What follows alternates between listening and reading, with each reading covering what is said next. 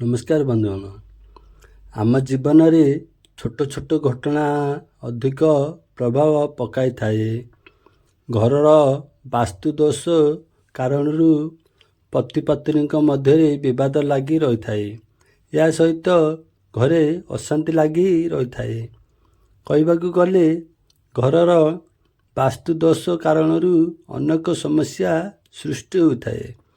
ତେଣୁ ଏସବୁ ସମସ୍ୟାରୁ ମୁକ୍ତି ପାଇବା ପାଇଁ ଆମକୁ ପ୍ରଥମେ ଘରର ବାସ୍ତୁ ଦୋଷକୁ ଦୂର କରିବା ଆବଶ୍ୟକ।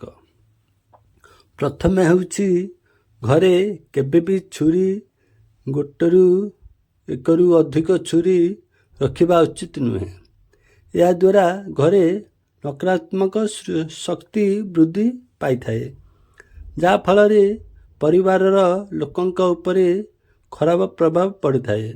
ସେହିଭଳି ଘରର ଅଗଣାରେ କେବେ ବି କଣ୍ଟା ଜାତୀୟ ଗଛ ରଖିବା ଉଚିତ ନୁହେଁ।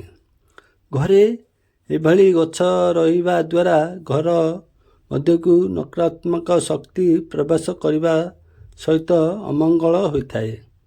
ଏହା ସହିତ ଘରେ ସର୍ବଦା ଆର୍ଥିକ ସଙ୍କଟ ଦେଖା ଦେଇଥାଏ। ଆପଣଙ୍କ ଘରେ ରହୁଥିବା ତୁଳସୀ ଚଉରାରେ କେବେ ବି ଦୂଷିତ ଜଳ ଅର୍ପଣ କରନ୍ତୁ ନାହିଁ।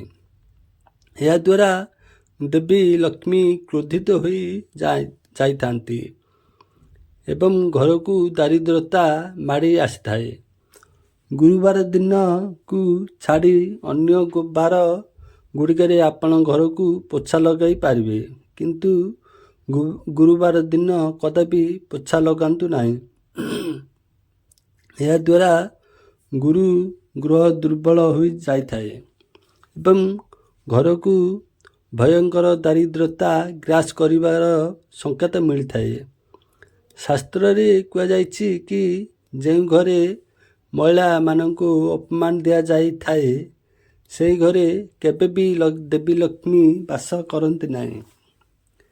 ଏହା ସହିତ ଯେଉଁ ଘରେ ମହିଳାମାନେ ରାତିରେ ଶୋଇବା ପୂର୍ବରୁ ଅଇଁଠା ବାସନ ଧୁଅନ୍ତି ନାହିଁ, ସେଠାରେ କେବେ ବି ଦେବୀ ଲକ୍ଷ୍ମୀଙ୍କ କୃପା ପଡ଼ିନଥାଏ।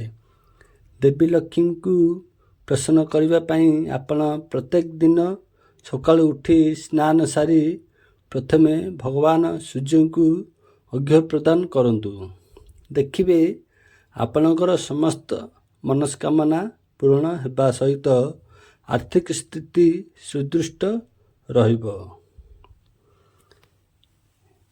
ଏ ଭିଡ଼ିଓଟି ଭଲ ଲାଗିଲେ ଲାଇକ୍, ସେୟାର, ସବସ୍କ୍ରାଇବ୍ କରିବେ।